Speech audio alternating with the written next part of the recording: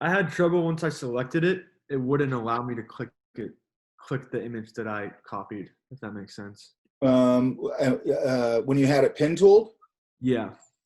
So it wouldn't let you make it a selection? Yeah. Okay. Here's what you got to remember. I'm going to show you two things real quick. Let me share my screen with you. Hang on.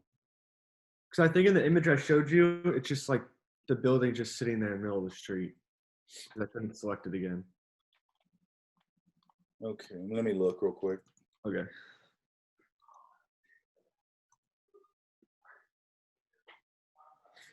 Yeah, I've got a JPEG.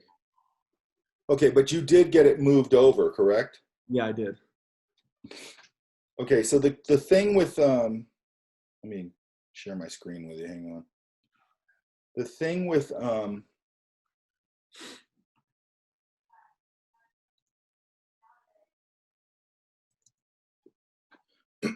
with the pen tool thing, to activate it, screw that, I don't want that. If I come in here with my pen tool, hang on, my toolbar is on my other screen. If I come in here with my pen tool and I make a selection, again, it's just a work path, okay? Okay. So I can go, oh, no, by the way, you guys, start taking your, all your palettes, like if I come up here and go info, and here's my palette, right? Now I don't put all of them in here because I don't need all of them, okay? I set it up so it's the tools I like, okay? So like if I like this info box all the time, put it right over here into this little bar right there. That way I can just click these and I don't have palettes floating all over my workspace. Does that make sense? Yeah.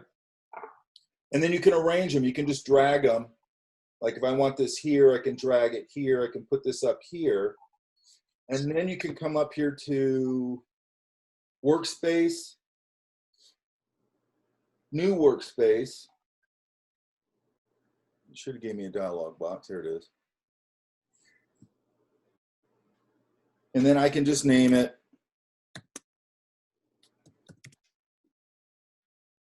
And it'll save that workspace for me. Does that make sense? Yeah. So if it starts getting out of control, I go back up there and drop down to Mike's, and it'll pop it back into, you know, the tool, the way I like the tools, okay? Really important that you don't have, because I did this for years. I mean, for years. I'd have all these palettes all over my workspace, and I kept having to move them out of the way. And again, what's interesting is that I would do all that stuff. And then when I started teaching, I had to go back in and look at all these things that I don't normally do. And I learned so many things that were like, why didn't I do this all these years when I was working and everything? Why didn't I use all these tools? It was so much easier, okay? So as you go through this and you get a base knowledge of Photoshop, make sure you're constantly updating it all the time and adding to it. Does that make sense? Yeah. Because otherwise you do what I did and you become an old dog with a bunch of old tricks, and that's not good. Okay, so I have this I have this work path around here. Now I'm going to go over here to, here's my paths window. And when I want to activate that, I have to click on this little image, the little thumbnail, command click it, and it will activate it. Is that what you're having problems with? No, I got to that point. Okay. And then I'm going to go command C, X, or command V. Now I have it. So what part did you have a problem with?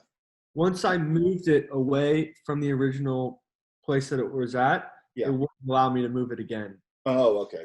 So the only thing, okay, so again, the way I have mine set up, I have this little auto select layer set up. So if I click on that, it just activates it.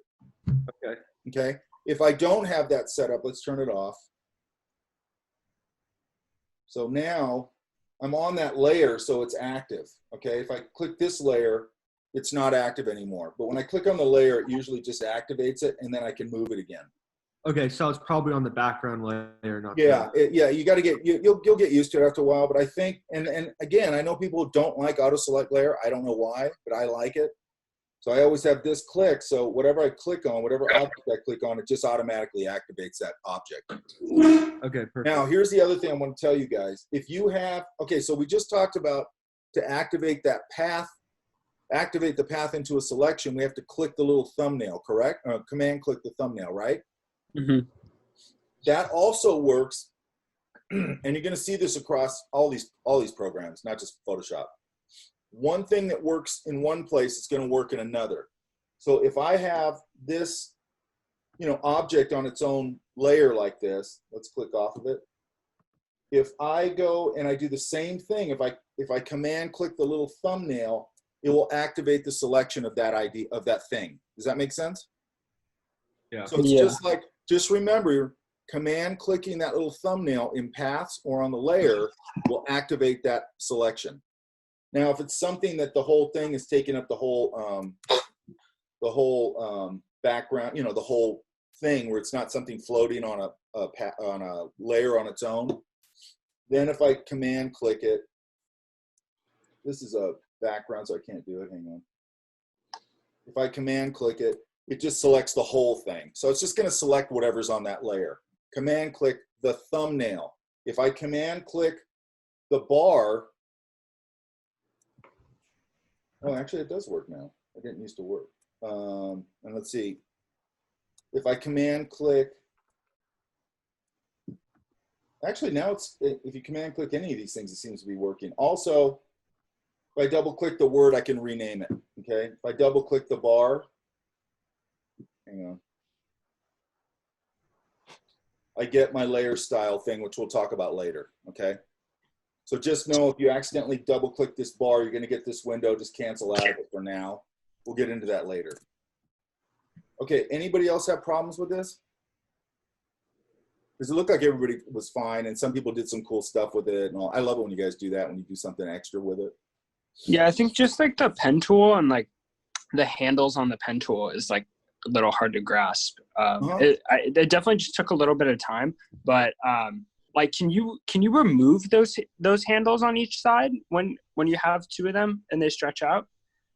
I don't think you can remove them. Why would you want to remove them though? Because then you'd have no control over it. Do you mean like you want to grab a point? Sorry. Yes, a point. Yeah. Okay, That's more what I mean. Like you have a path and you have like points on it, but like I just want to remove a few of those and have it like not be as many points on there and create the same shape. You know what I mean? Yeah. Let me see.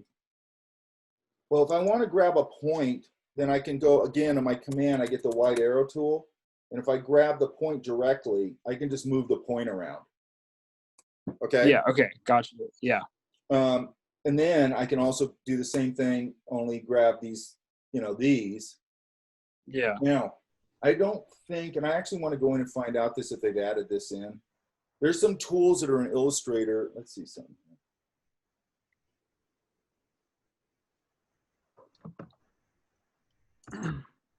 There's some tools that are in Illustrator that I don't think they've added to Photoshop. Like in Illustrator, and I'll check that. Let me check that. That if I can, there's a function in Illustrator where I can add points or subtract. Well, actually, you could do this. You can come in here to your, okay, so here's your pen tool, and here's add an anchor point, and here's delete an anchor point. So I could come in here and just click on that, and it deletes the anchor point. That's helpful. Is there a hotkey for that, or do you have to go into the menu every time for add and delete? I don't think that there's, okay, so here's the thing. Sometimes there's stuff in here that doesn't show a hotkey, but there is one. It's weird. So sometimes you can just go on, you know, whatever, Google, and go hotkey for delete pin, whatever, path point. Yeah, yeah. And sometimes there are, even though they're not listed on here. Okay? Yeah. And then perfect. you can do the same thing here with add anchor point and come on here and go, I'm going to add one right there. Yeah. Okay? That seems very helpful. Yeah. Yeah. So it's just the pen tool and either has a plus or a minus. Just make sure that when you're going to do your initial pen tool thing, that you're using just the regular pen tool. Okay? Yeah. Definitely.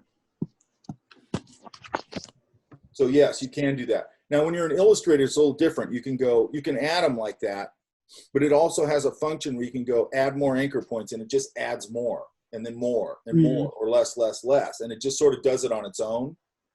It also has a smoothing tool in there, which I don't think is an Illustrator, but I'm going to check, because some of these things have come in 2020 and stuff.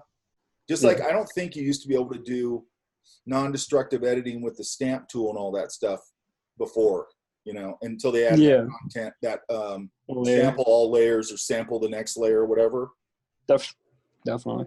Yeah, so whenever you're using a tool, look to see if it has that sample all layers or sample this layer and the next layer. That means that you can put it on its own layer and not touch the original image. Okay? Yeah. And definitely. That in our mask adjustment layers, right? Yeah.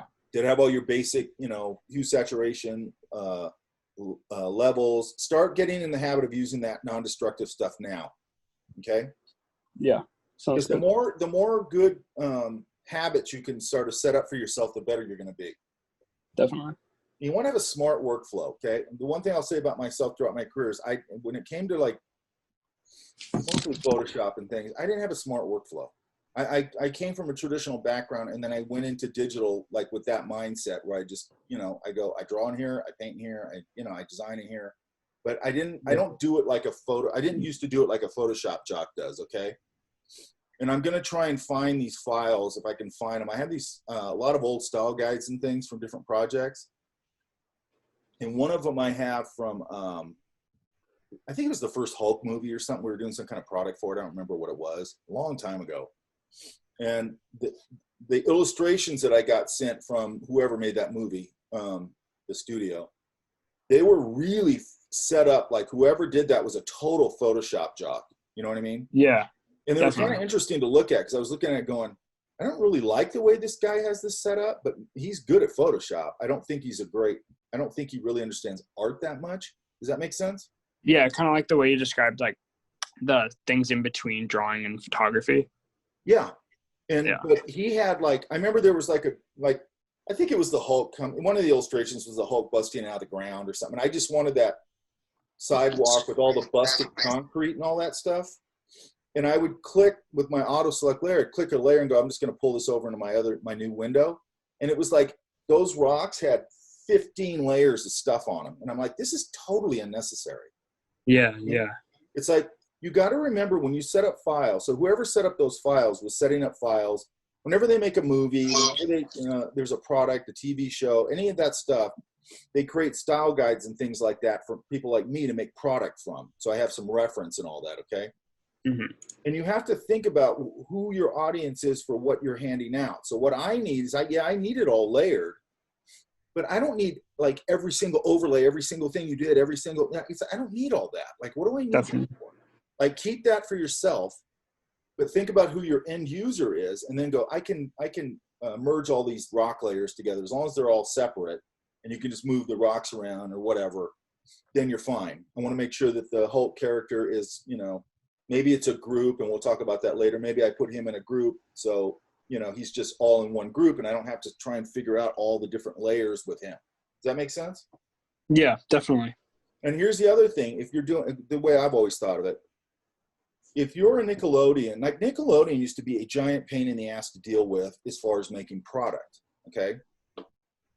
And we were doing SpongeBob product at the time, and I go, okay, I need a style guide, okay? They sent me like one picture, and I'm like, it's not a style guide. I need to know all the color information. I need to know, just on and on. Yeah. And then they sent me another picture. I'm like, why you guys, what I've never understood about this, if you're lucky enough to own an IP license, a property, SpongeBob, this is what your life becomes. Yeah. You sit behind a desk, metaphorically, people line up in front of your desk and they go, hey, we want to make SpongeBob, bath toys. And you go, okay, give me 10% of the income plus $100,000 to start, plus I do all the approvals. And you just sit there and rake in money, man. Yeah. And if any of you ever get lucky enough to do something like that, and you should think about this anyway, have a packet together. So when they walk in, you go, yeah, I approve that. Here's everything you need to make that product to make me money. Does that make sense? Yeah, definitely. Not only to make you money, if you're working for Nickelodeon, you want that company to be healthy because they sign your paycheck, correct? Yeah, you don't want to like give them the opportunity to make something shitty. Like, Or eat up everybody's time. yeah. Like they did this thing one time. I was making a product. It was just a simple product. It was a drink vessel thing. And it was a SpongeBob product. And it was in rotocast plastic, which is like a softer plastic, blah, blah, blah. And I have to fuse everything together in that character for that particular product. Because if you try and pull it out of the mold with the arms out, and he has really spindly arms and stuff, it'll just break. So it has to be all fused. Does that make sense? Yeah. Yeah. So when I sent over sketches to get approved by Nickelodeon, they would hand them to animators. And what do animators want to do? They want to pose them all crazy and stuff because that's what they do. Yeah. So then I kept going back going, I can't make that product. I can't do that. I have to fuse it. Do you guys get the point? And the thing that always bothers me about that is like, don't show it. Show it to an animator that understands product design. Don't show it to the whole animation team because all I would get back are all these crazy, super cool drawings. But like, I'm like, I can't make any of this stuff. Totally. Yeah. No, it makes perfect sense. Yeah. Okay. So, does that make sense now, what we just talked about? Yes? Definitely. Anybody have any other questions? I was having some trouble with the gradient because my goal for this project was to use that portrait with, the cloud hair, make a copy of it and then, flip it vertically and try to do what you did with the person, try to create, like a reflection of that photo that was flipped vertically. But I was having so much trouble trying to create a gradient on that specific photo and then making another gradient on the background just to fill it other than a white color. I see. Where are you at? Do I have your file? Yeah, should be. I posted it in. Here it is. Okay, that's the pen tool. What's the cloud one called? It has my. Let me look into it. Because I don't see that one. It was called Cloud Portrait, Mina. Oh, I see. Oh, okay, I see. All right, so here's what I would do. Like, and I don't know, you guys see, this is what always trips me out. Is like my ex-girlfriend actually taught me this layer masking thing, and I don't know why. I thought it was brain surgery. Was there something wrong with my brain in that way? So then again, I always think that you guys are going to have the same problems, and you don't really. All right, so let's get rid of this mask. I'm going to see what this does. Okay. So if I'm going to reflect this one, which is what you want to do, correct? Yeah. I'm going to drop this down. I'm going to go up to Edit, all our transform tools, and flip vertical, which it looks like you already figured out. And then I'm going to put this back. Another thing that might have happened, I don't know, if you don't have this defaulted to the black and white default, you're going to have problems, okay? So now I'm going to go to this layer, and I'm going to make a layer mask. I'm going to go to my gradient right here. Make sure it's on black and white, which is under basics right there. And then I should just be able to drag up over this. Looks like I'm only on one part of it. Hang on. So I want to flatten this for a second.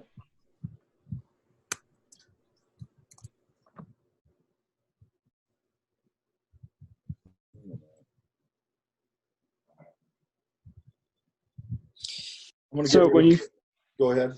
Sorry, when you flattened it, you just merged those layers together? Yeah, it's right here under your flyout menu, and it'll be merge layers.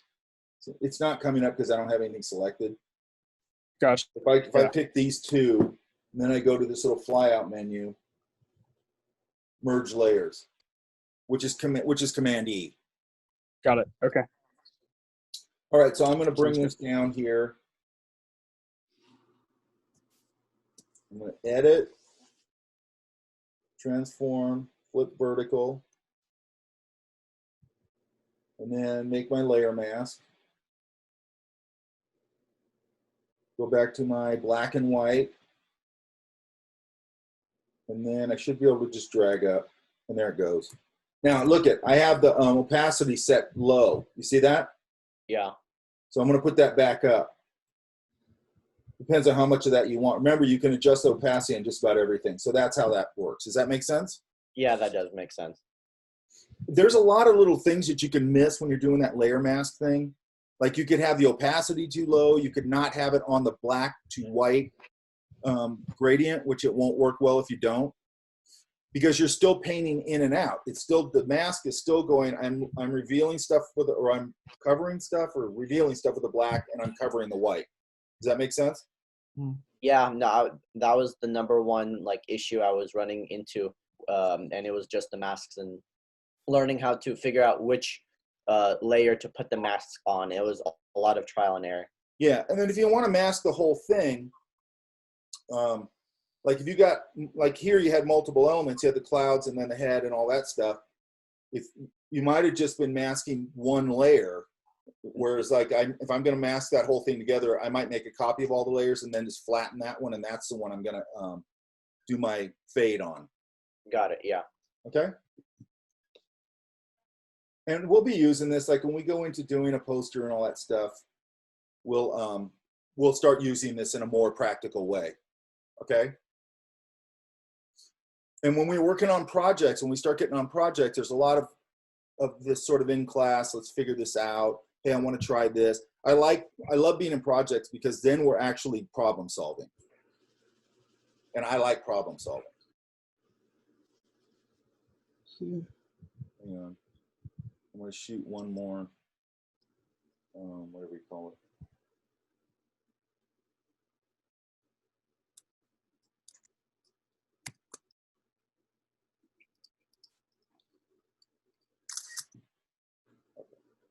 All right. Okay. Any other questions? Okay. So Yeah. here's what. Mike, I have a question. I'm sorry. Sure. I can't find the files to the two images, the clouds and the girl. Like I don't see any emails from Tuesday. I don't know. It's under announcements. So do I have to go to like the Canvas thing? Yeah. See, that's what I didn't know. You should actually have that set up so every time I do something on there, it shoots you an email. I didn't get that.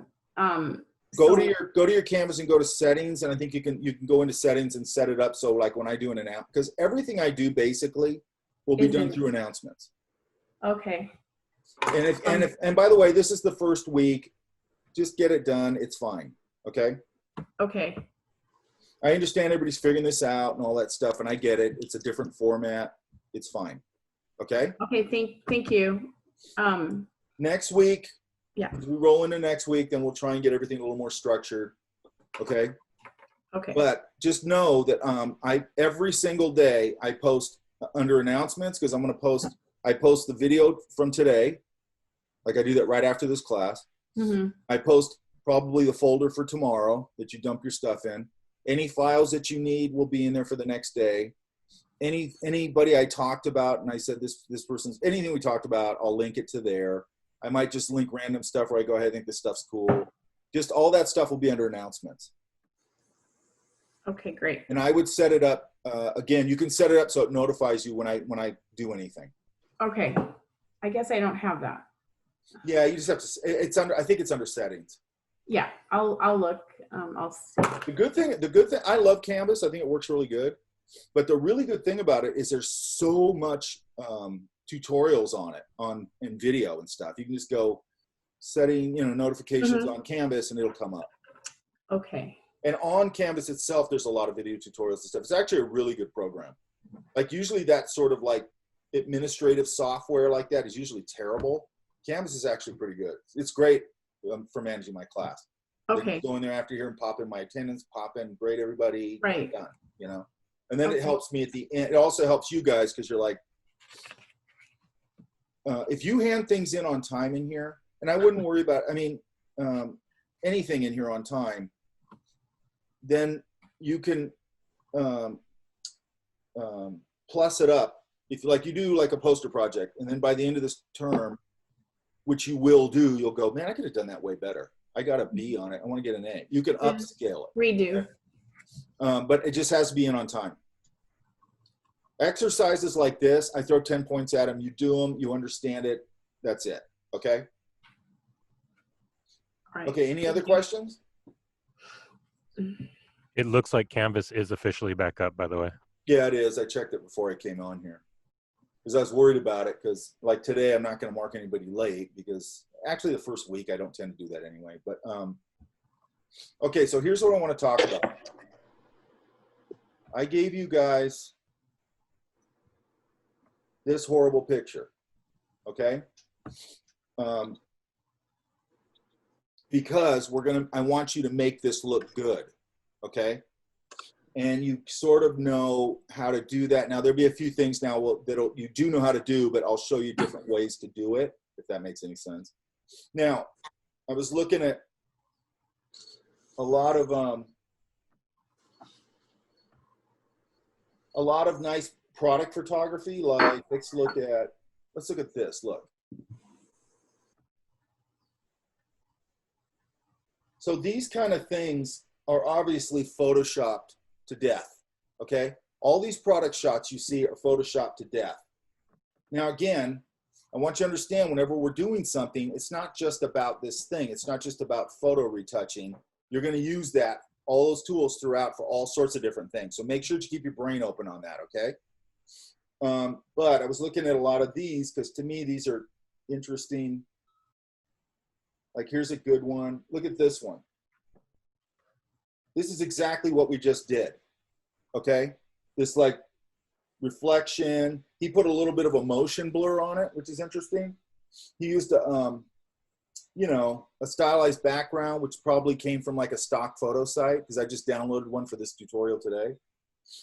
Super clean, little bit of a drop shadow on there. Does that all make sense? Yes. And these things, by the way, I mean, they Photoshopped the hell out of these things, like you wouldn't believe, okay? All these shots. Like even this might have been this leafy background and this marble background. They're probably just off a stock site, and then they just clipped those images, popped them on there, knocked in a drop shot, and then just went and, hyper cleaned everything up, okay? Some people love doing that, by the way. Okay, so product shots, and then I was looking at Kareem Rashid's site, and I like this for a couple of reasons. If you're gonna do a bio shot, that's how you do it. I'm not saying his pose or whatever, but look how clean that shot is, okay? That is a nice present, because and I don't care what, I know all of you guys aren't, some of you aren't like, oh, I'm a professional designer or whatever. I'm kind of speaking to you specifically, but in any field you're in, especially as a designer to me, present yourself well. Does that make sense? Because you guys all have the added thing now that I didn't have to do. You all have to brand yourselves. That's just part of it now. Okay, it wasn't a part of it when I started. Okay, anyway, so let's go here and go to. I mean, look how clean his shots are. Okay, that's again probably shot the same or tweaked the same way we've been doing this. It's got a slight overall value on the ground, reflected it into the ground. He probably took this shot, cleaned that thing all up, popped it out, and popped it on this background and popped in that reflection. Does that make sense? When you're showing things that you've done in your portfolio, they should be super clean like that. Do not take crappy snapshots of your stuff, man. It looks unprofessional, and it turns people off. If I go look at somebody's portfolio that I'm potentially going to hire, and all their stuff looks snapshotty, I'm out. Okay. For that design of the chair, is the shadow part of the reflection, or is the shadowing another thing of its own? It's a thing on its own, more than likely. Okay. And by the way, this could just be a 3D model that he created for this product. This might not even be the actual chair. Okay. He might have just brought this in out of Maya and went, I got it perfect in Maya, because it is perfect. Okay. It looks like it came out of Keyshot. Yeah, it might have. Yeah. And he might have done all the rendering and shadows and everything in there. He probably would have. Okay. It is faster in through Keyshot. Sure, but sometimes you don't have that. Like I don't have that. I don't have that space there. Yeah. And also, like if I get a shot like this of this pool, man, I'm gonna clean this thing up. I'm gonna play with it. I want to make it look super nice. Does that make sense? Mm-hmm. Here's a nice little idea. Okay, a lot of these look like they're 3D to me. Cool shots, all cleaned up. The point I'm trying to get to is that these are very, everything is hyper fiddled with, okay? Because you'll go in, if you're like me, and you go, I can't take shots like that, man. I'm terrible at photography, but I can go in and Photoshop the hell out of them. So let's look real quick. Product. So this right here, clearly, this shot right here, that's clearly Photoshop, okay? He added the little shadow, and that's probably, you know, probably cleaned up the color and cleaned everything up, and that's about it. This is a nice little grouping right here. So anyway, think like that. And I was looking at food photography, all this kind of stuff. So if you're doing these kind of shots where you're showing, you know, this kind of thing where you're showing a brand or whatever, this is Hue Ceramics. Nice, super clean. I don't know why it's not popping up. There it goes. Super clean imagery, okay? And then Williams-Sonoma always has really nice food photography, especially, man. You got to go clean that stuff up and warm up things and adjust the color, because a lot of times you'll get bluish color, and food should not look bluish. It's unappealing. Get it warm, you know, and all that kind of stuff, okay? Does that make sense? Yes. So what we're going to do is we're going to take this, and I'm going to show you another way to do select. I mean, we're going to go through selections probably until next week. But what I want you to do with this one is I want you to go through, get up nice and close on it, get your pen tool, and go through here and pen tool this thing out.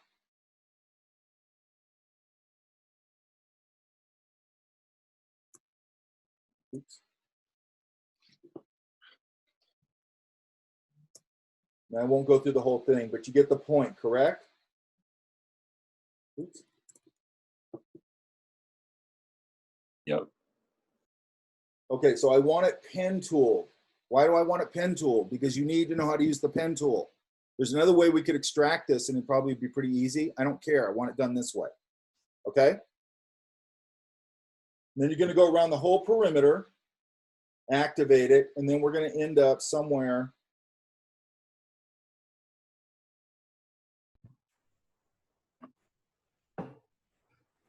like that.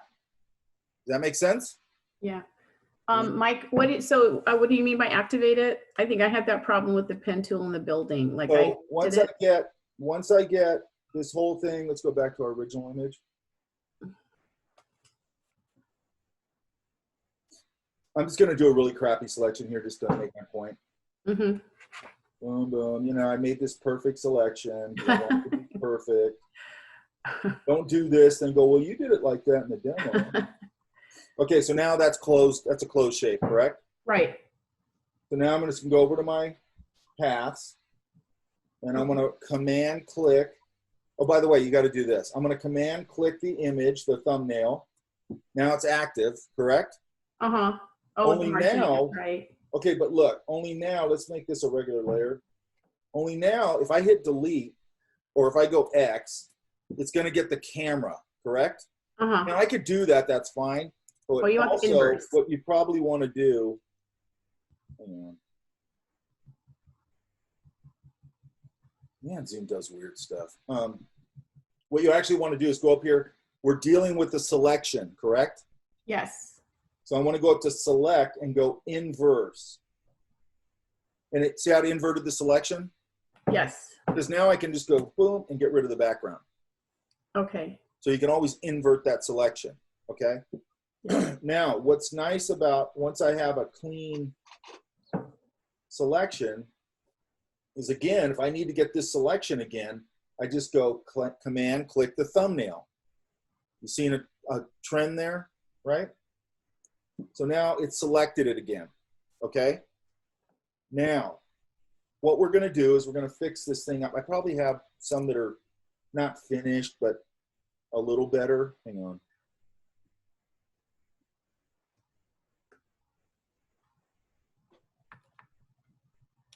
And so we're starting to clean that up. Yeah? Mm-hmm. Okay, so here's the thing that I always say about whenever you start anything, I don't care what it is, illustration, painting, this, anything, right? I have to sort of, and maybe this is just me, I don't know. I have to sort of get into it. So what I usually do to get into it is I go, what's totally obvious that I got to fix, right? One of the things, okay, so for one thing, I don't want to have that floating background. Why? Because I need to gauge it against something just as a value thing. And if I don't put it into some background that's going to give me some sort of environment, I don't know how the lighting works, okay? So I'm going to go to layers, and I already put a layer here, but I'll do it again. I like to put just a white layer that I just fill. Let's flip this. I'm going to go, man, I always forget how to fill when I'm sitting here doing this. Anyway, go up to edit, fill, and I'm just going to do the foreground color. Oh, it's got a selection, sorry. Let's do it again. There, which is option delete. Okay, so now I got that, and I'm going to go, I think I want to put, let's put a color, or let's even do, okay, let's do two things. Let's go to a color. So let's say this ugly blue. It doesn't matter because I'm going to adjust it. And then I'm going to go on another layer above my white layer. So let's put this as white. And then I'm going to put a layer above that. And then I'm just going to go to my gradient. And I'm changing my gradient to color to transparent. Okay?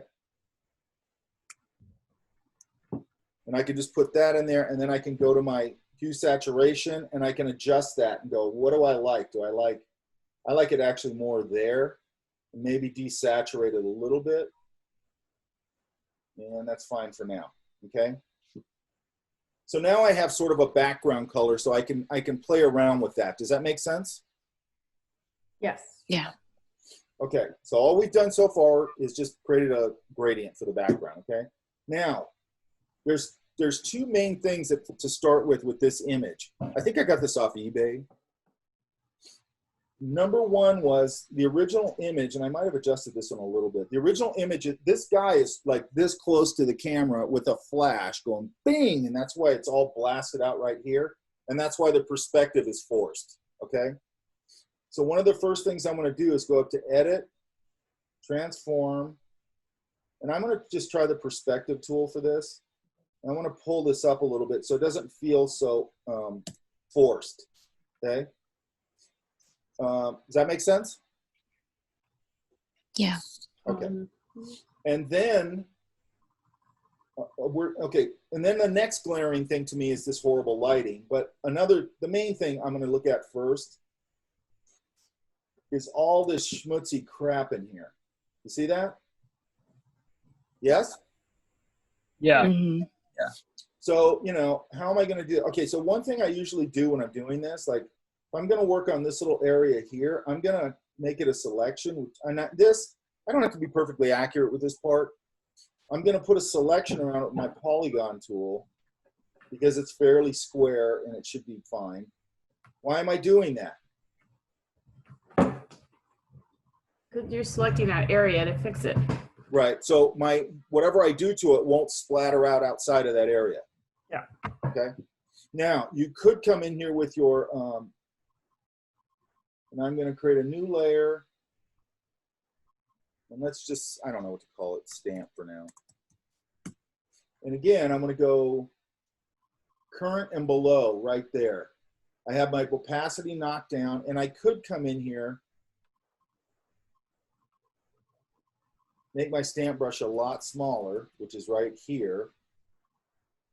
By the way, you guys, this right here will adjust the size, but you can also just do it with your right or left bracket. Right bracket, not parentheses, bracket. Right bracket will go bigger, left bracket will go smaller. So I'm gonna make it smaller, and I could just come in here and sample right next to it and start getting rid of this stuff. I could probably use, again, I'm not used to the way I've laid this out yet. Should be under brush, hang on. Yeah. Let's try the spot healing brush. To make sure it's a nice soft brush. It's not, it's a hard edge brush, I don't want that. Content aware, sample all layers, we're good. So I'm basically just, I could use either or, whatever's gonna work best for me in this. A lot of times with this kind of stuff, I'll just use either a combination of both or just my spot brush or my stamp brush because it's fairly simple. But you gotta sample right next to it if you're gonna do that. And I wanna clean up this edge. That's another reason why I have this selection here.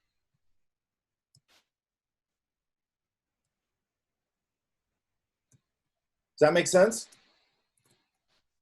Now, that's not fairly clean enough, but you can see I'm starting to clean it up. Does that make sense? Yes. Yeah. And then that's the first thing I'm gonna do is go through here and just start cleaning up all this schmutzy crap, okay? Now, here's another interesting thing. This camera has a little bit of a problem in that it's going sort of warm over here and then really cool over here. Can you guys see that? Mm-hmm. Yeah. Okay, here's the good part about that. Let's do a couple of things. I'm gonna use my elliptical marquee tool because I wanna save this lens, okay? That's the only thing in this picture, by the way, that is got color in it. Do you notice that? Mm-hmm. Yeah. So I wanna save that. So here's a trick, okay? I'm gonna make this selection. If you try and make this selection with the ellipse tool just doing this, you'll be here all day. So hold the space bar and you can move your selection around. Do you see that? Yeah? Yeah. So now I can come in here and sort of line this up. And let's just leave it there for now. So now I've got that selection. I'm gonna go Command C, Command V. Oops, I was on the wrong layer. I'm gonna go Command C, Command V. Okay, so now I have the lens on its own layer. By the way, I'm gonna go through this fairly briefly. This is not due Monday. This is gonna be an in-process thing in class because I'm assuming you'll hit problems and then we'll solve those problems in class, okay? Now, having said that, I think that all the time and everybody comes in, they did it, and that's, if that happens, we move on faster. Okay, so now we have a lens thing. So if I take this out, I've got that lens there by itself. Okay, so what I'm gonna do, the reason I did that is this is a black and white object. So I wanna get rid of this temperature problem with it going from warm to cool. So I'm gonna go to my Hue Saturation, up here in Image, Adjustments, Hue Saturation, and I'm gonna desaturate this a little bit. Now see how that evens out? It evens it out now because I took most of the color out. Does that make sense? No. Yeah, no? Could you say that again? Okay, so let's go back. See all this cool in this camera and then it goes warm over here. Right. See that? I got that. Okay, so if I go to my Hue Saturation and I desaturate this image, it eliminates the temperature problem. Does that make sense? Oh, yes. Oh, that's how you did it. Okay, hue and So I saturation. desaturated it. Look, see how now it evens out where it just feels like a gray, like a little more of a warm gray? Mm-hmm. Okay, now there's going to be a couple things in here. We're only going to basically be using the tools we've been using, but start thinking about it a little differently, okay?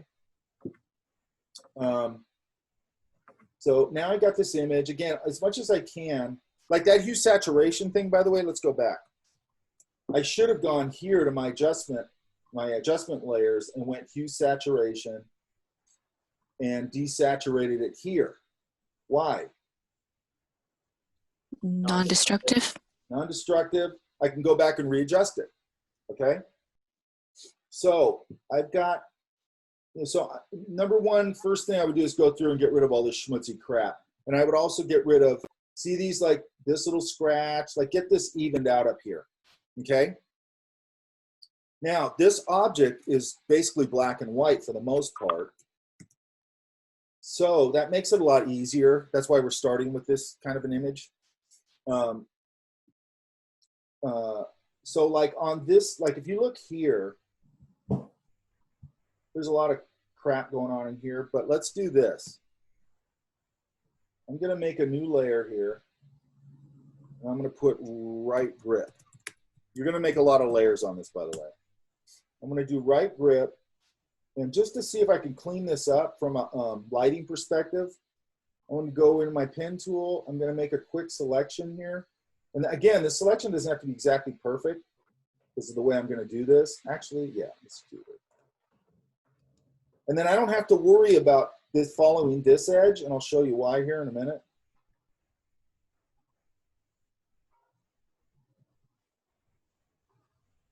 And then I would do a clean selection of this lens. So whenever I'm doing demos, you guys, I'm doing a pretty sloppy job on my selections. I wouldn't normally do that. Okay, so now I have a selection. Wait, let's go back here.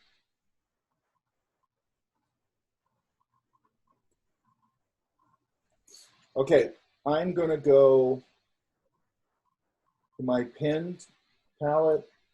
I'm gonna make that a selection. I'm on an overlay, right grip, and I'm just gonna go up here to my palette. And by the way, I don't know why they did this. You can, we'll talk about palettes a little more later. They broke it all down into all these stupid folders. I don't think that's a very helpful thing, but whatever. So I'm gonna go to Grayscale. I'm gonna pick a, I don't know, a mid-value gray, maybe this one. Again, it doesn't matter because once I throw it down, I can adjust it. So now I'm going to go back to my gradient, and I have color to transparent. That's what I want.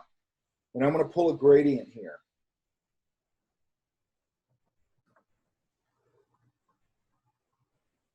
And then, now if you wanted to, you could go up here to select, save selection. And this isn't a bad idea when you're making a lot of selections.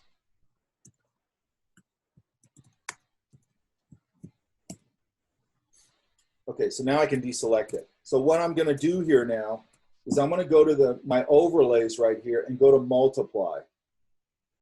And see how that cleaned that up? Right? Look. Yeah. Look at the difference. Yep, that looks better. And what that did was it just saved me a bunch of time because just doing that, I don't have to go in and clean it up as much now. It looks a lot cleaner. Now what that did is it's an overlay. I put a gray value, and the gray value sort of marries to the next layer underneath it, and it usually tends to go a little darker like that, okay? That just tends to be what multiply does. You're gonna start understanding these layer overlays more and more and more. I use this trick for a whole bunch of stuff, okay? Now here's the other thing. See this over shape right there? You see that? Mm-hmm. The reason I don't care about that now is because my camera is on its own layer, so I can use it as a selection tool. So I'm going to go Command click the thumbnail, activate the layer, go to invert selection, and then I'm just going to hit that. Oops, I'm on the wrong layer. Hit that, and now it's gone. Does that make sense? Are you guys understanding why selections are so important in this program? Yeah, it saves a lot of time. Huh? It saves a lot of time for sure. Yeah, but you also have to have multiple ways to select. You have your automatic tools, you have your pin tool. I'll show you some other, I'll show you a couple other next week that are more complicated or just more, more sophisticated, or what do you want to call it? You've got to have a variety of tools because somebody might give you a photo or whatever you're doing. It doesn't have to be a photo where you go, I got to go in and, or it might be your own painting. You might have done a digital painting, you accidentally flatten it. You're like, damn it, I need to separate that back there. You need to have a variety of ways of doing that, okay? Okay, so that is starting to solve my problem. Look how it looks less blown out now on that one side. See that? Now I'm going to try the same thing. Now remember, I would have cleaned up all this crap over here, okay? That would not be there. this. And I like to get this, this little thing out of here. Like I want this.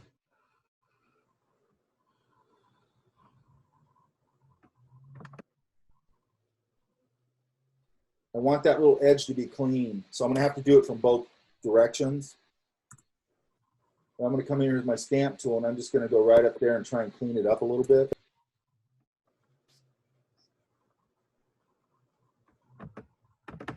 So it's a little more cleaned up on the one side now.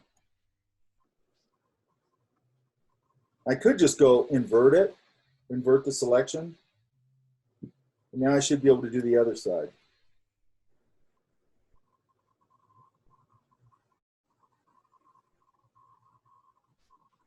It's getting there, it's a little better. Okay, so now I'm gonna try and do the same thing I just did on the grip. Let's see if this works. I'll just put right side.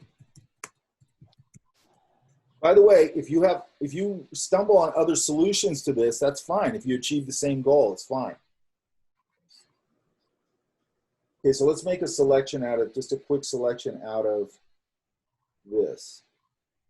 I'm gonna do this, let's do this first, this part right here.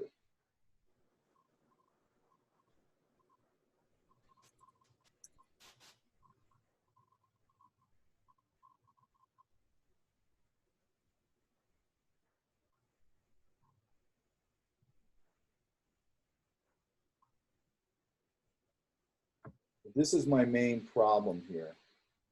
Because I've got, and I would do a nice selection here, which I'm not going to do right now. And maybe go to there. Do the same thing I did before. I'm going to command click the thumbnail. Oops. Oh, sorry. Command click the thumbnail on the path. And then I should have the same gray, so I'm going to go back to my gradient tool, and I'm going to pull it. Let's pull it this way. Now I have my, this should be above this, hang on. If you notice right now, it's showing the stamp tool corrections I did here, so I'm gonna put this above that, so I don't get that. And it's already starting to work a little bit, but look what that's showing me. That warm, or that gray I just put in there is actually warmer again than the camera. See how the camera looks a little bluish again? Yeah. It's just it's just now you have something next to it and it pushed the blue again. So I'm going to come over here again and pick the whole camera. And I'm going to go back to my hue saturation. I'm going to desaturate it a little more.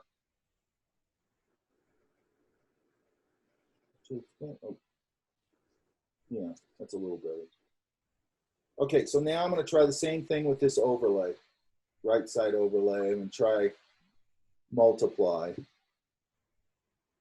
And it's starting to help. There's a little bit of a disconnect right there. So I'm going to go to my, I'm just going to go and lighten this up a little bit with my levels. Why? What does levels do? It makes things lighter or darker, basically, right? Nope. Yeah. Right? And then I have my middle ground, my high, and my dark. I'm just going to go to the mid value, I think. That's a little better.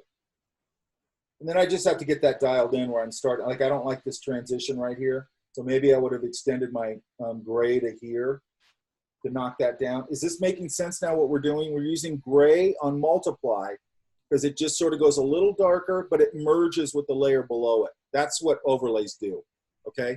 If I did this with just opacity, it's a different thing. It doesn't really marry the layer below it. Does that make sense? Yes. Okay.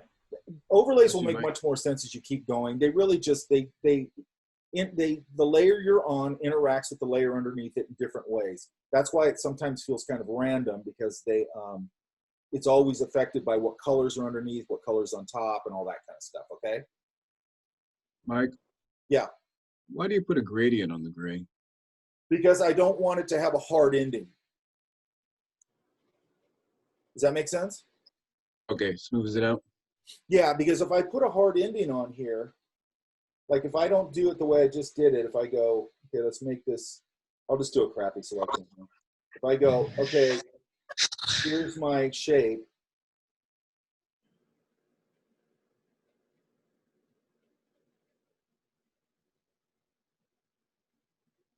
And then I go fill.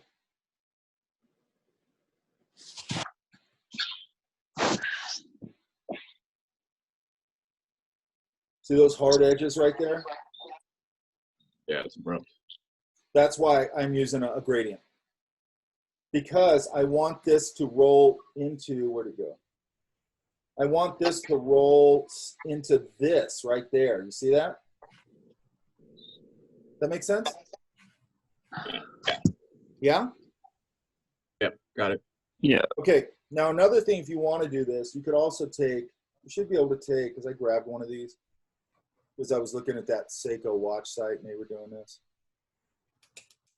Another thing, you guys, if you take an image off like your desktop or something, and you drag it into Photoshop like that, like I just did, it's usually going to turn this into a smart object. Oops.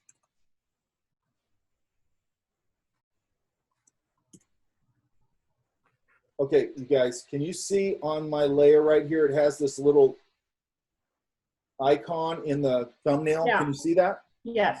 Okay, what that's telling you is that this is a smart object, which is a great thing, and we'll go over that later.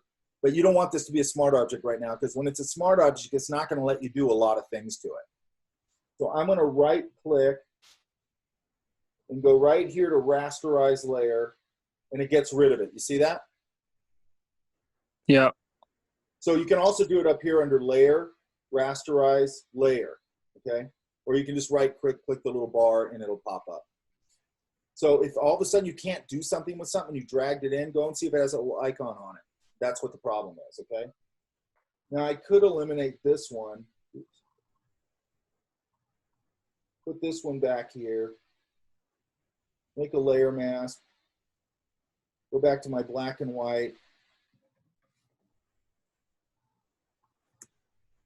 And use that as my background. Does that make sense?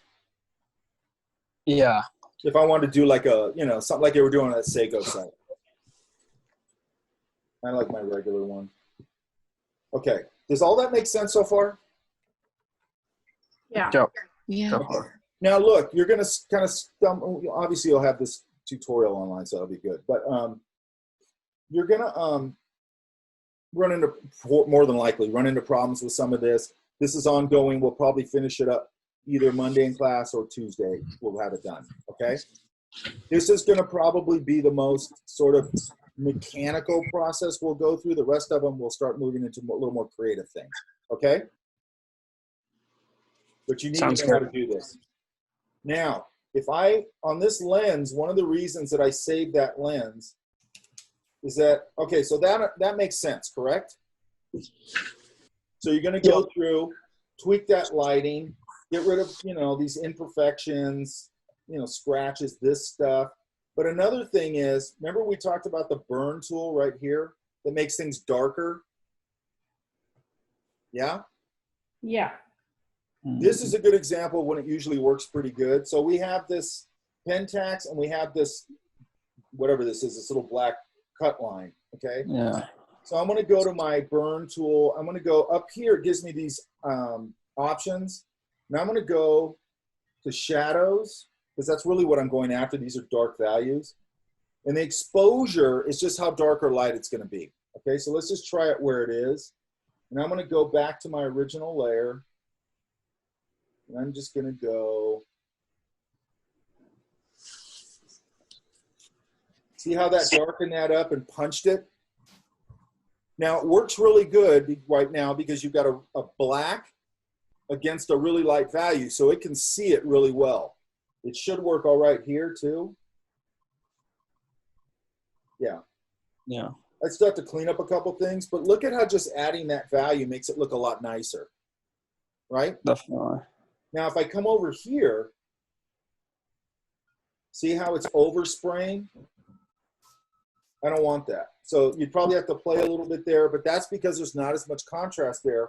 Maybe if I go to midtones, let's try that. Still overspraying. And highs for sure, it's probably going to overspray. Let's see. Because this isn't a highlight. Yeah, it's not going to. But I might be okay with that if all this is punched out a little bit, okay? Oh, that's cool. So now, We're not going. okay, so now I have this lens, okay? And I can do a bunch of different things with that. One of the things I could do is I could go, this has a bluish background in here. And I want to show you guys this little trick. It's not really a trick, but if I go to my lens layer, whatever color I have here on the foreground, so let's just sample the background color. So I'm using my eyedropper tool, sampling that blue. Then I'm going to go back, make sure I'm on my lens layer. And if I pull up under Image, Adjustment, Hue Saturation, this little button right here where it says Colorize, what that's going to do is colorize the entire object based on this foreground color. So I'm going to go, this is a blue environment, maybe the lens is reflecting some blue in there, okay? So I'm going to hit this Colorize, and now it's gone bluish. Do you guys see that?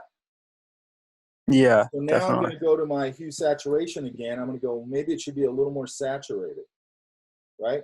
Now, I like to do things where they get a little contrasty, so maybe I go the opposite and go up here to my slider here and go, I kind of want it to be a warm, maybe an amber color, okay?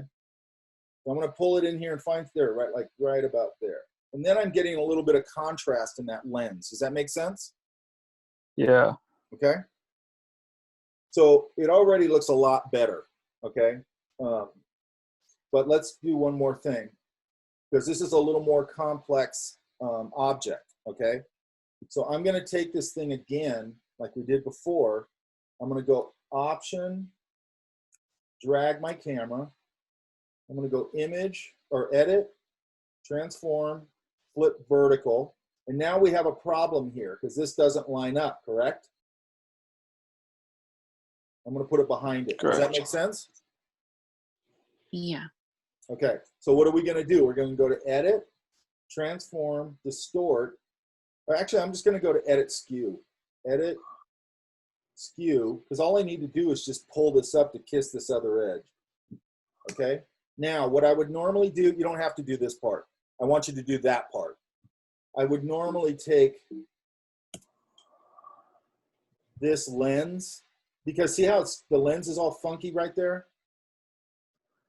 So Yeah. again, I don't have to do a great selection on this because it's going to be a reflection. It doesn't really matter. So let's just go to our disappearing pen tool. Oh, here it is. And I'm just going to go take this real quick. It's going to be, again, I wouldn't do this crappy selection, although I wouldn't do a great selection on this because you're not going to see it that much. I'm going to go to my pen tool palette, click the thumbnail. I'm going to go, same thing, I'm going to go CV. And then I can probably flip this in a way that'll start to read better. Like I'd have to get rid of this back here, and I just put the perspective back in. You don't have to do that part. I just want the camera reflected, and I want the perspective pulled up on this side, okay? Does that make sense? Yeah. Now, sometimes when I'm doing this just for a quick down and dirty job, I might just go, when I do my layer mask, and again, I got to okay, it's on black and white, that's good. I might just make the reflection like that, so you really can't see it enough for it to matter. Does that make sense? Definitely. Okay, so now I'm going to do another thing, which we did yesterday, but I'm going to do it again. I'm going to take this, and again, I'm going to make a copy of it, Option, drag it. And then I'm going to select it. So I'm going to click on my thumbnail, Command, click my thumbnail, and I'm going to fill it again with a gray. So let's do that gray. And then I'm going to put it behind my camera. So I'm going to just put it back here. Go to my layers and put it behind my camera. There it is, close enough. And then I'm going to go Edit, Transform, and let's just go to Distort. So if I was casting a shadow on this, I might just pull it like something like, it doesn't have to be perfect, by the way. And I probably would have it pull the lens down there somewhere, but I'm not going to worry about it too much. And again, right now, these are exercises. I want you to spend your time on the projects. I want you to spend time on this and get it right. but I just want to make sure that you're sort of getting the idea. Now, I'm going to go to my multiply again. You guys seeing a common denominator with that multiply thing, how much I'm using it? Yeah. And I could go up here because that's a little dark for me. I could do one of two things. I could either go select that and go to, again, to my levels under adjustment levels, image adjustment levels. And I can make it a little lighter or darker. I want to make it a little lighter. I'm going to go to filter, blur, Gaussian blur, and give it a little bit of a, that's enough probably, softer edge. And I would make sure that this is casting a little shadow too, but again, I'm not that worried about that. And then, so now we've got all that done. Does that all make sense? Because I think that's enough to start getting you guys started on here, and then we can start going in. Well, again, we'll probably spend one more class session on it, depending on where you guys are at. Questions? So Mike, to make those the pen text pop out a little bit, you use the burn or the dodge tool? Burn. Burn, okay. Burn makes it darker, dodge makes it lighter. Again, right, okay, I really want to emphasize this if I haven't already. Right tool for the right job, okay? So what I always see with like people who are digitally painting or whatever, illustration or whatever, then they go, oh, I'm going to darken that value. And they go in there and they use the dodge tool and it just dirties up their color. Now, don't do that, okay? Mm-hmm. There's some other things we'll talk about, some tools that have color dodge, color burn, and you can do things like that with those, okay? But don't just go in there and go, oh, this makes it lighter in value. It's like, yeah, it also washed all your color out and it looks horrible. You know what I mean? In this case, that's the right tool for this job, right? Yeah. Always right tool for the right job. And you want to get fluid. You want to have a certain fluency with whatever you're doing. I don't care if it's drawing. I don't care if it's Photoshop. You need to have a certain fluency in whatever you're doing. Does that make sense? Mm-hmm. Not where you're, there's no such thing as tricks. And I always try and catch myself when I say that. There's no tricks, okay? It's just tools and how to use the right tools, okay? Yeah. Okay. Yeah. Make sure also when you guys are doing this that you also, when you're clipping it, you clip out this little part in there, okay? And you can do that. You can do your first whatever you call it. You can do them at the same time if you want, okay? Because it'll hold both of them. And then you can activate both of them at the same time. Like this would have to get, you know, and again, I might just try the same. I mean, there's a lot of ways to do this. And I get a lot of students and they go right in with the burn tool and try and darken this stuff. And it just gets so gross looking, okay? And again, I might be able to do the same kind of gray thing here on this lens.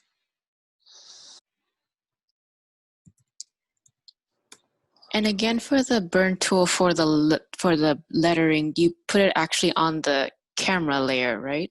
Yeah, that I did. Okay. You can look and see if it gives you the option for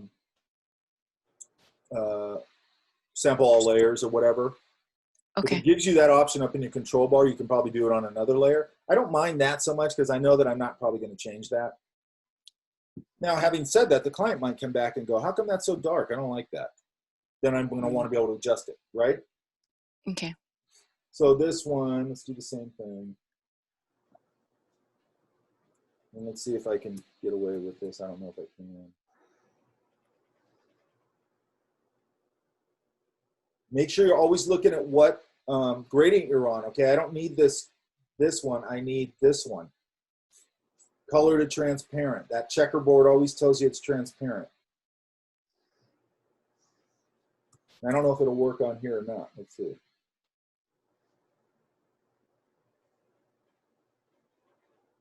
Yeah, it did help it. Let's see. Yeah, see how it started to knock that down? Yeah. Same thing, gray overlay, okay? You're also going to see that we use the gray overlay for a lot of shadow values on things later on, and so on and so forth, okay?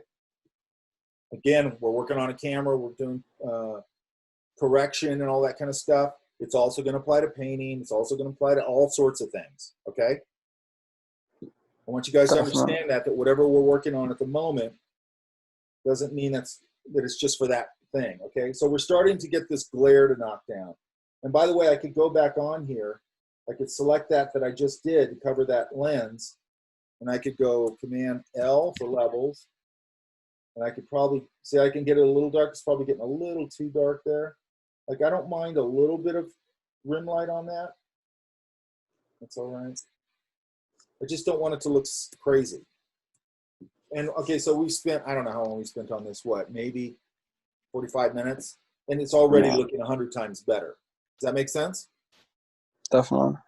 And here's the thing with this, even if you take good pictures, I just watched a master class on Jimmy Chin, and he's this monster photographer, and you know, right into Lightroom, doing all this kind of the same stuff. He's like saturating a little more. Like whenever I take a photo, I always notice that it sort of dulls that scene down a little bit. So one thing that I do is I go into Hue Saturation right at that, and I just slightly juice the color a little bit.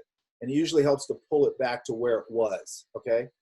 Also, if I scan an illustration, or even if I do it digitally, either or, but if I scan an illustration, it is absolutely gonna go duller. So I immediately go in and juice it a little bit, juice that color and push the saturation a little bit.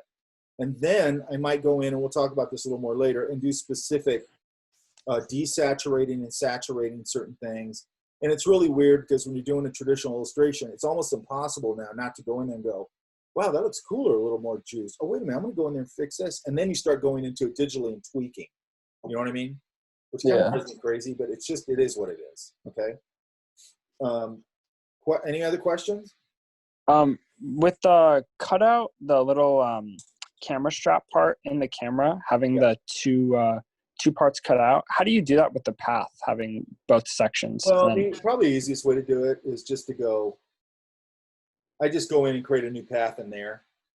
Just two separate ones? Yeah, I mean, because the only reason being, I can do them both. Like I can make a path, say that's the outline of the camera, and then I can make one in here. Oh, okay. And it'll hold those in one work path, and I can go boom, and it'll activate both. The only problem with that is that you're going to invert that, and then that's going to screw up the interior one. So I'd probably just do the interior one on its own. Okay, gotcha. Because once you invert it, it's not going to take out that part. It's going to take out something else. Definitely. Okay. So, and then also, you know, I also make, I might use the same idea here. I don't know if this will work or not. I might come in here and go, okay, I still have that gray idea.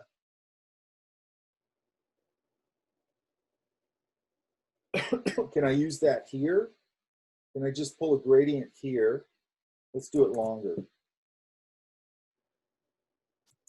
And then do the same thing. It's too dark, but can I go to my levels and raise that up a little bit? And it's showing too much below, so that doesn't solve my problem. I'm gonna have to go in there and fix that. I'm gonna have to go in here and clean up these reflections and all that stuff. Does that make sense? Yeah. Now, eventually, go ahead. The reflections being those dark black sections? Well, like right here, just these imperfections, like this line right here. Yeah. And this right here, and this right here. I want it, basically what we're trying to do is get this thing to look like a brand new camera. Definitely. Okay. And if I was gonna go, it's weird because I think I found this image on eBay, and because I was looking for a bad image, and I'm like, okay, I'm not saying I would do all this cleanup on this because that'd be disingenuous to the product wearer if I was selling it. Yeah. But I also wouldn't get 1 foot away from it with a camera and a flash and go blam and make it look as bad as I could possibly make it. You know what I mean? Totally. Yeah. Because you're trying to sell this thing. I mean, why would I buy this thing? It looks like a piece of crap. And I don't mind if it's an old Pentax. I think I have this camera. It's an old Pentax. It's gonna be a little beat up. That's fine. Just don't emphasize it, you know? Yeah. But then there's also times, I mean, I've done this where I put something on eBay and I clean it all up. I do my little reflections. I don't make the product look any better, really. Other than I just kind of saturate it back up again, maybe give it a seamless background, and you know, just make it look a little more appealing, right? Not in a way where I'm lying about the state of the product, just where it looks like what it looks like, and it's in a better environment. And by the way, I was going to tell you guys the last time, I was working on this project, and I'm going to try and find the pictures of the photo shoot when I did this. So I was working on this project years ago, and it was for a company that was buying, or was, it was like, there's these companies that do higher end gift stuff, and they're boxes, and they're themed, and the point of them is that they're more upscale. It's more of an upscale perception. It's not really that much more upscale, it's just perception. But when it was before the product launch, and one of the things I told the people at that company, because I was just freelancing there, they were going to do, and they ended up doing, lifestyle shots, okay? So everybody's sitting around a table eating in some cool backyard, everybody, you know, blah, blah, blah. You guys know what I'm talking about, right? Yeah. Yeah. And when they said that, I go, that's the most boring thing in the world. I go, number one, that's what everybody does. So why would you want to do that? Like, I never understand that concept. And so I came up with the idea of building little paper sets for everything, right? And theming them. Does that make sense? So they came out, this is the one I just used to pitch it. So this kind of idea, okay?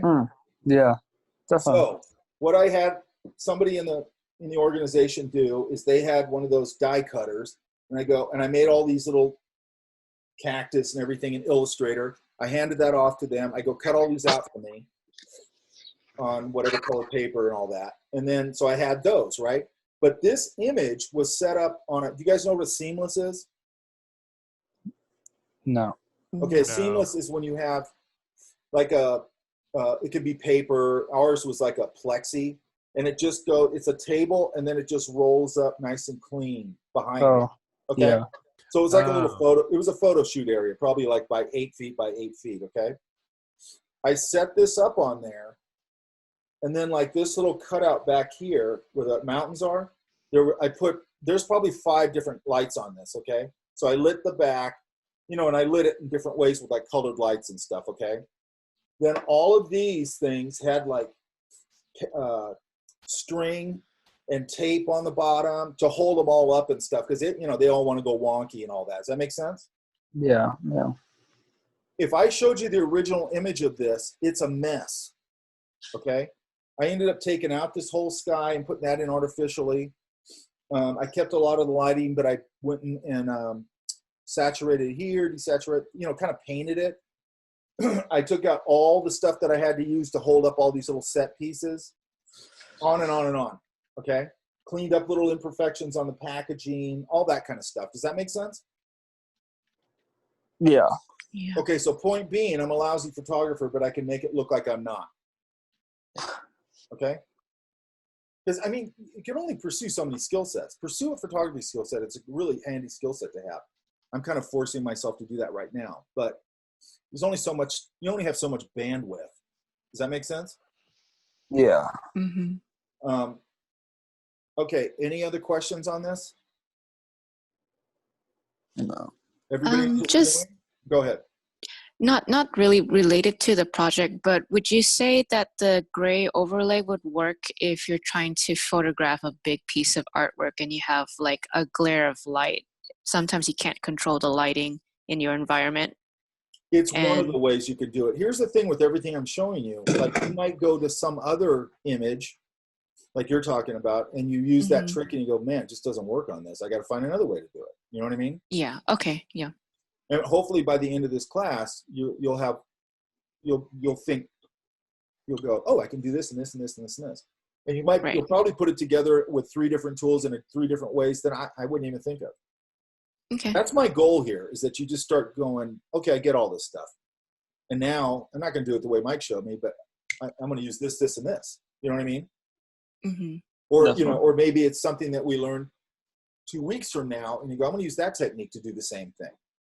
They're all overlapping tools, you know, it's no different than drawing or painting or whatever. You go, to make that thing, I use this brush. To make that thing, I dilute the paint this much. It's no different. It's the same thing. Does that make sense? Yeah. And just know all your tools and all your, you know, you have all these. I don't like the border between digital and traditional. I don't like that idea. To me, I want everybody to just go, it's another medium and that's it. It's oil, acrylic, watercolor, gouache. digital, charcoal, whatever. Does that make sense? Yeah, another That's right. tool to your toolbox. Yeah, it's just another medium. And the reason I say that is because I actually think I don't think it's a good idea to go, and I see this all the time, where especially with students for some reason, like on their Instagram, they go, Mike Sheehan, digital artist. And okay, why are you calling yourself out as a digital artist? I don't get that. So you're telling me the only thing you know how to do is digital? I don't think that's a plus. You know what I mean? Now, and I'm also not saying you should go digital and traditional artists. Just, designer, illustrator, whatever it is. Just be broad about it. You know what I mean? Because somebody might I've had people do this. Like I've had agents call me up and they go, hey, I got a client and they want to do this thing. And they send me an email and they go, sort of like this book cover. And I go, well, that's oil. And they go, okay, can you do that? Yeah. You know what I mean? Or nowadays I would go, I can make it look just like that, but I'm going to do it digital because it's just a simpler file it's a native digital file. It'd be easy for all of us to deal with. You know what I mean? Mm-hmm. But the reason I know how to make it look like oil is because I know how to oil paint. On and on and on, right? Everything you're doing feeds into everything else you're doing. Everything you're doing in here will feed into Frank's class and whoever's class you go into. Does that make sense? Yeah, all the stuff you've been teaching so far, I can start to see how it applies to other classes right now. So it's really good. Well, that was the point of this class. Mm-hmm. Is that I think I told you this, but like Frank especially, and mostly him, he's going, I'm getting these kids and they come in here and they go, oh, I want to take Maya, but they don't realize like you need to know Photoshop. You know what I mean? Mm-hmm. And ideally, I think you really need to know. If most of you who are designers or illustrators, and I know some of you aren't, and that's fine. But if you're a designer or illustrator, you need to know Photoshop and Illustrator for sure. If you don't know those two, I just think you're really hamstringing yourself, especially Photoshop. Forget it. If you don't know that, forget it. Okay? Yeah. But like, if you go into a lot of industries, they're going to want you to do your final cleanup and your line work and everything in Illustrator. Yeah. Again, if you go, well, I'll do it in Photoshop, they go, no, we do it in Illustrator because you know why? You're going to hand it off to Dave over there in production and he uses Illustrator because that makes more sense for this product. You know what I mean? Yeah. Yeah, definitely. When you're doing product for like the toy industry or just product, industrial design, whatever, they like it because I can call out all the spot colors, everything's separated. It's very clear. I can do it to scale very easily. If it's like action figures and I'm doing turnarounds, I can ink all my final turnarounds and I can put them all to scale, So, and I always put to scale. I even put the inches and everything. And that way they can't come back at me and go, what's the scale of this? I go, print it out. It's at scale already.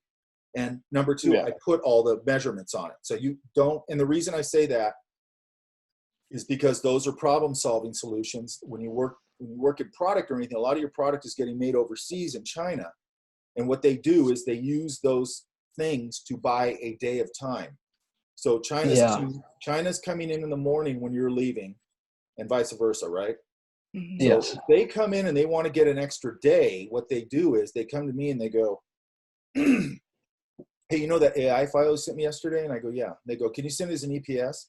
And I go, it's the same thing. And then 2 hours later, they go, yeah, can you send it as an EPS? They just bought a day, right? Yeah. Because I'm not there by then usually. And they're just doing that to stall because they know an EPS file is the same thing as an AI file. You know what I mean? Or like they'd always do this where if I sent them a PSD file, they go, or a Photoshop file or JPEG or whatever, they go, can you send that as an EPS file? And it's like, it's a continuous tone image. Clearly I can't do that. But they buy a day. And then they do the same thing next day. They go, oh, wait a minute. Can you send this, and this? Now they bought 2 days because they're managing their schedule on the other side. So what I'm trying to do is make it impossible for them to do that. Right? Mm-hmm. Where I can go back to them and go, you have the right file. Stop screwing around. Anyway, those are problem solving things sort of in a business sense. Okay. Yeah. Other questions? Everybody's understanding this, correct? Yep. Yep. Okay, good. And then after this, we're going to go to the poster idea, and I want you guys to start thinking about that. Okay.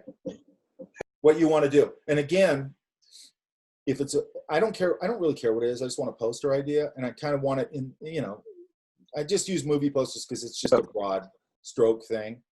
But again, if you're going to do a movie poster, it doesn't have to be a movie that exists. It can be a movie where you just shoot everybody you know and you make it up, and I don't care. Okay.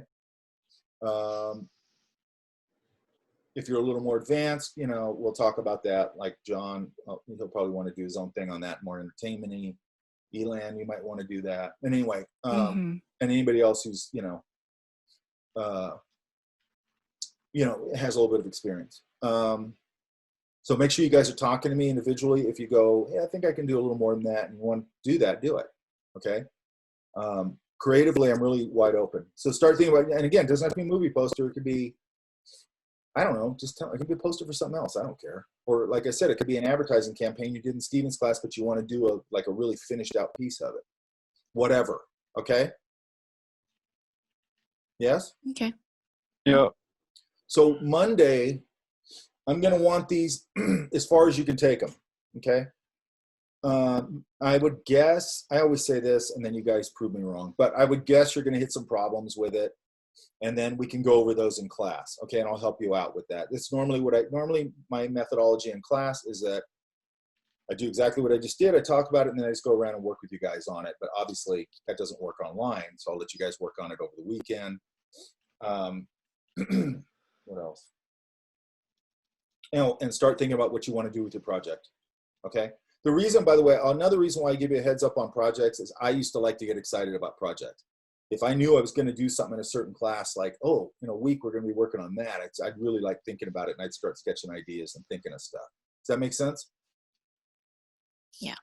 And like anybody who's more advanced, like John, so on and so forth, always be thinking about portfolio pieces. Okay.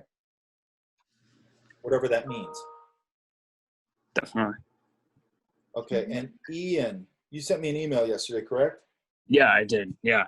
Okay. So when we end this, or we can you just want to hang out in here and talk?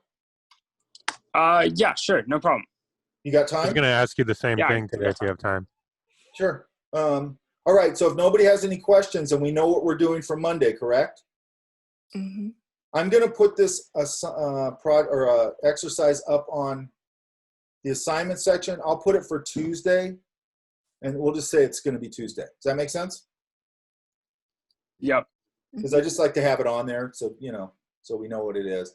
I will, right after this meeting, I will edit this meeting and put it up like I always do. Okay? Sounds good. Okay, you guys, get to work. You got a lot of time. What's today? Thursday? Friday, Saturday, Sunday. You got 3 days. Okay? Sounds good. Definitely. All right, you guys. Thank you. And Thank Ian, you. anybody wants to hang out, hang out. Yep.